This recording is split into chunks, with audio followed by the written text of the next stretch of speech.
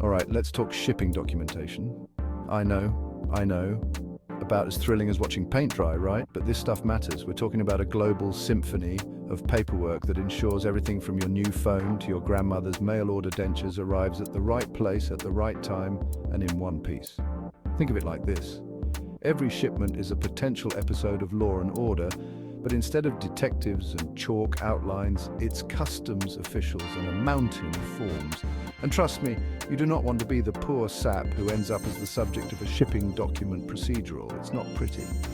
So buckle up as we unpack, pun intended, the wonderful world of shipping documents. We'll cover everything from those adorable penguins you ordered online, they're not for eating, are they? To that slightly terrifying antique Ouija board that may or may not be haunted. Spoiler alert, it's probably fine. Probably. First up, let's talk about live animals, because apparently some people like to ship living things across borders. Look, I'm not here to judge.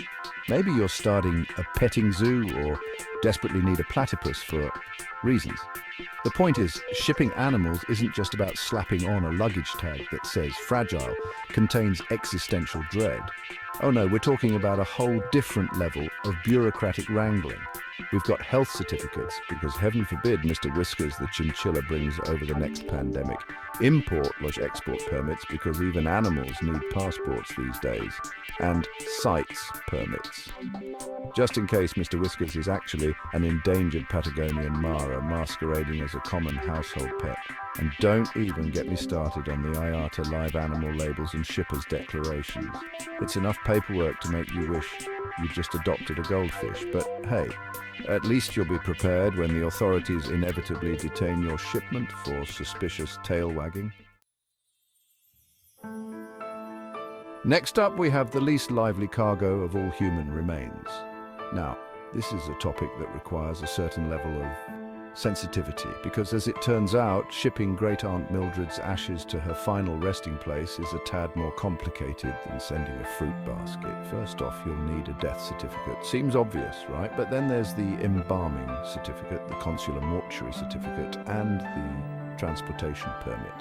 It's enough to make you wonder if they're trying to prevent a zombie outbreak. And just when you thought it couldn't get any weirder, you've got the sealing certificate and the non-contraband certificate, because apparently someone somewhere thought it would be a brilliant idea to try and smuggle something in a casket. Look, I'm all for creative thinking, but even I have to draw the line there. Now let's talk about the fun stuff, dangerous goods. And by fun, I mean the kind of fun that involves enough regulations to make your head spin faster than a centrifuge full of nitroglycerin. We're talking explosives, flammable liquids, radioactive materials, basically anything that could make a Michael Bay film look like a documentary about bonsai trees. So what kind of delightful paperwork do you need for this high-stakes game of shipping roulette?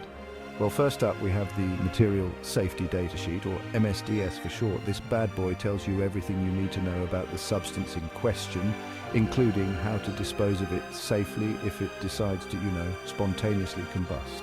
Then there's the Dangerous Goods Declaration, which is basically a formal way of saying, yes, I am aware that this shipment has the potential to level a small village, but trust me, it'll be fine. And let's not forget the packing certificate, emergency contact information, and shipper's certificate, because even chaos needs a little bit of order. Chapter 4, Perishable Goods, a race against the clock and spoilage. Moving on to slightly less volatile cargo, let's talk about perishable goods. We're talking food, flowers, pharmaceuticals, basically anything that might get a little ripe if left to its own devices for too long. And while shipping a crate of mangoes might not be as exciting as transporting plutonium, it still comes with its own set of bureaucratic hoops to jump through. First up, you've got the health certificate, because nobody wants a side of salmonella with their imported cheese. Then there's the certificate of origin, just in case those mangoes you ordered weren't actually grown in some idyllic orchard, but were in fact secretly cultivated in a top-secret government facility designed to create mutant fruit. And of course, no shipment of perishables would be complete without a temperature control record, because the last thing you want is your artisanal ice cream arriving as a lukewarm soup. Add in the import permit and the phytosanitary certificate, that one's for you, plant lovers, and you've got yourself a recipe for shipping success. Or at least a recipe for avoiding a very awkward conversation with your local health inspector. Chapter 5, General Cargo, the Everyman of Shipping. Now let's take a break from all the excitement and talk about something a little more mundane. General cargo.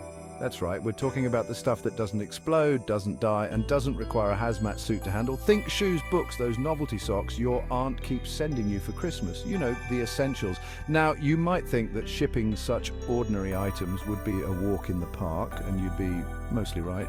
Compared to the bureaucratic nightmares we've just covered, general cargo is practically a breeze. But that doesn't mean you can just chuck your shipment in a box and hope for the best. Oh no, even general cargo requires a bit of paperwork. We're talking about the commercial invoice, the packing list, the bill of lading, the certificate of origin, and maybe even an insurance certificate if you're feeling particularly cautious. But hey, at least you won't need to worry about filling out a non-contraband certificate for your shipment of novelty socks. Unless, of course, those socks are harboring a dark secret. Chapter 6, Valuable Goods Where Security Meets Bureaucracy. Now let's talk about the good stuff, valuable goods. We're talking diamonds, gold, priceless works of art, basically anything that would make a pirate captain weep with envy. And when it comes to shipping these high-stakes treasures, security is the name of the game. But before you start dreaming about laser beams, secret codes, and elaborate heists, let's talk about the real star of the show, paperwork.